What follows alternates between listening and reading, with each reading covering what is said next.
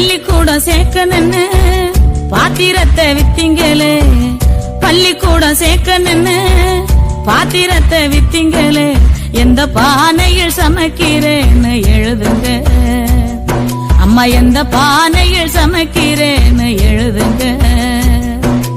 புஸ்தக நோட்டு வாங்க பணம் அனுப்புறேன்னு சொன்னீங்களே, புஸ்தக நோட்டு வாங்க பணம் அனுப்புறேன்னு சொன்னீங்களே, பாத்திரம் தேய்ச்ச வீட்டில இன்னும் பணம் கொடுக்கலையா அம்மா, பாத்திரம் தேய்ச்ச வீட்டில இன்னும் பணம் கொடுக்கலையா.